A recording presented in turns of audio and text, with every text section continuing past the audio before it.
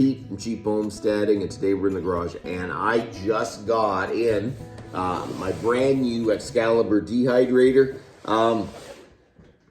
When you have a garden and you're trying to kind of look at everything as a little more on the long-term food storage end of it, you really do need to get a dehydrator. I had a little dehydrator that it worked, but it was kind of, it didn't have a ton of capacity and it was kind of awkward. So it was just hard to run for a long time and get a lot of product out of it. This thing looks like it has a ton of capacity and it just seems to work seamlessly. And what I've seen, we went over to some friends and they had one and they said it was a great dehydrator. And when I got home, I did a little more research and it really does seem like it's one of the best dehydrators on the market. There's a lot of new ones out there and a lot of them are electronic, and I find electronic component of a dehydrator is, it doesn't make me very happy and it doesn't promote me to purchase a dehydrator. Having an electronic dehydrator is not high on the list for me. I don't like electronic stuff. Number one, electronic stuff can just all stop working at some point, or over time it just breaks. I really just want stuff I purchase to be very, very simple. I want something to be able to last and work for a long time and have a good name. And these dehydrators are made in the US. They seem quality built. And on top of it, we went over to some friends and they had one and they're super happy with it. And you kind of see the kind of stuff they run through it.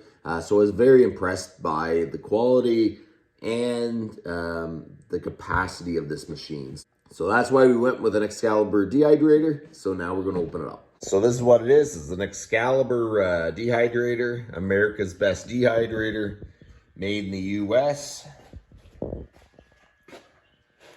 And it is an Excalibur 3900B electric food dryer. So let's open it up. I ordered this off Amazon and it came actually very, very quickly.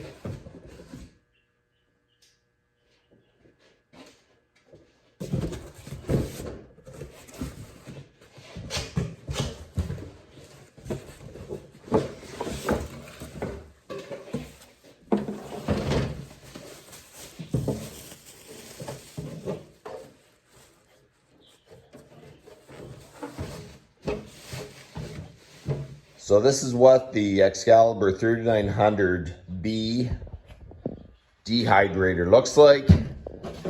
It's kind of handy. It actually has the gauge with everything on here, and it's got a turn dial temperature setting. That's what I like. Very, very simple. Doesn't seem to have very much electronics on it. And the cord seems good quality. And that is the model. It's got the door you lift away. And it's got 1, 2, 3, 4, 5, 6, 7, 8, 9 trays that are removable. And that the mesh can be washed, which is very handy. A lot of the reviews were the fact that it was kind of ugly. I mean, I wouldn't say it's pretty dehydrator, but you know what? I think it has a lot of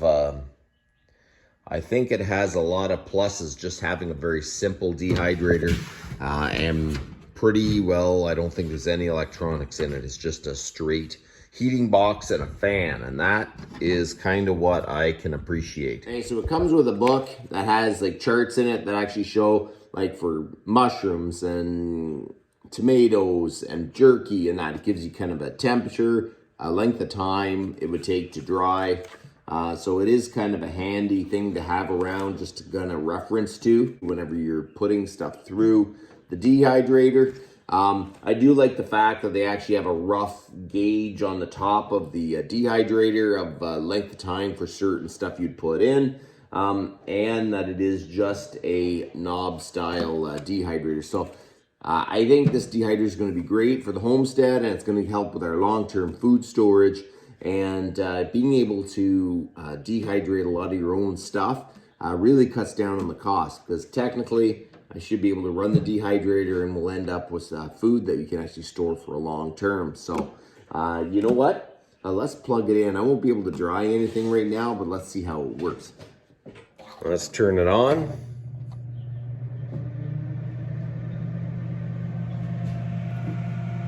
I don't know where it exhausts the hot air. Out the back, maybe? Oh, that's interesting. Okay, some of the reviews is that it was very loud, and I don't think it's crazy loud. I mean, if you sat with it right next to your head, maybe it would be loud, but just listen. It doesn't seem a crazy sound anyways. I think it's more important than ever to be able to have ways to store your produce out of your garden. There's a bunch of reasons. The food prices are getting outrageous. They're getting more and more expensive, and governments are making more laws. They're taxing farmers more, which is going to make an environment that we're going to be paying more for food, no matter what. So food prices are going to go up. We're going to have more storms because mainstream media basically says we're going to have more storms. So really, people need to prepare. When they start saying they're going to have more storms, sometimes it's true, sometimes it's not, but you know what? It very well could be, because it kind of fits the whole narrative that's going on. So we're going to have more storms in the future.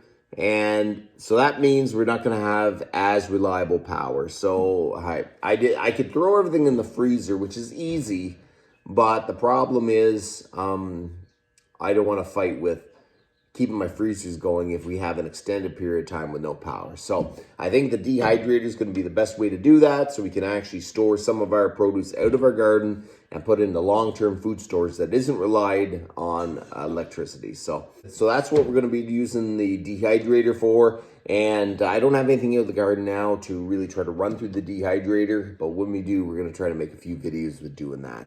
As far as it looks now, I'm super happy with it. And I think it looks pretty good. And maybe my wife will think differently, but I think it looks pretty good. So I think it's a great choice just for a simple, low-tech dehydrator. Excalibur is a good one. So that's about enough for today. You guys have a good one.